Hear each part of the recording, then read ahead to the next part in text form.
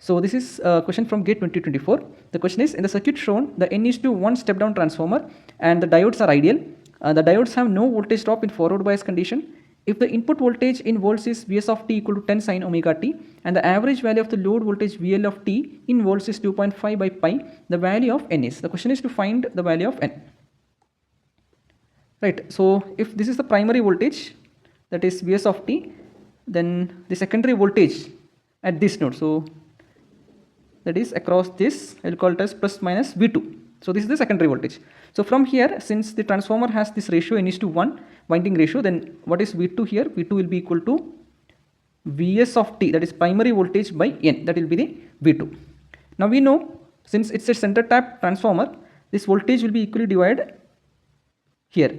So this voltage will be V2 by 2, this will be equal to V2 by 2, right? So the voltage V2 by 2 is the input voltage to this circuit, and here the circuit is actually a center tap full wave rectifier, right? So the input to this center tap full wave rectifier is actually V2 by 2. So since V2 is Vs of t by N, so I can substitute here, it will be Vs of t by 2n, right? So Vs of t here given is 10 sin omega t. So when I substitute this is 10 sin omega t, that is Vs of t, that by 2n. So this is actually the input voltage. I will call it as V in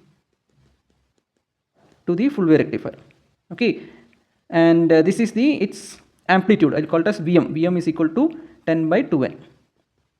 Okay, so we know for a full wave rectifier, the DC voltage, VDC voltage at the load will be equal to 2 Vm by pi. Okay, so once if I substitute this Vm here, it will be 2 into 10 by 2n, that is Vm by pi. Okay, and given this VDC is equal to 2.5 by pi. So this is actually equal to 2.5 by pi.